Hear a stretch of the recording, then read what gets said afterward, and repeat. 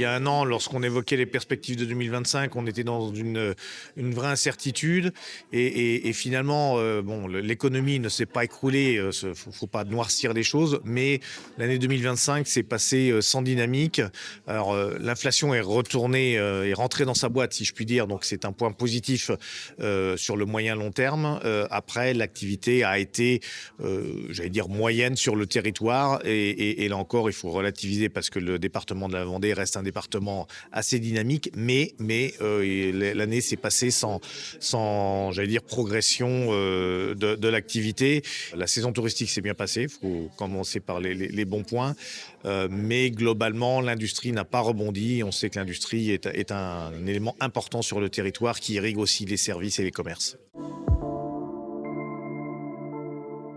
Nous avons affaire à des entreprises qui regardent le moyen long terme parce que ce sont pour la grande majorité des entreprises patrimoniales. Et donc le sujet, il n'est pas de l'année considérée, il est la pérennité des entreprises.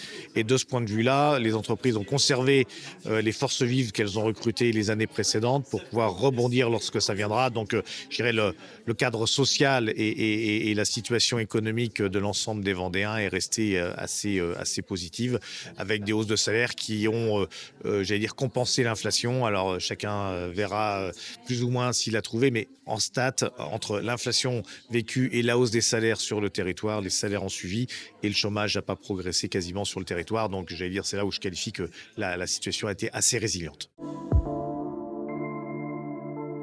Je suis bien incapable de vous dire que 2026 va être une bonne ou une mauvaise année.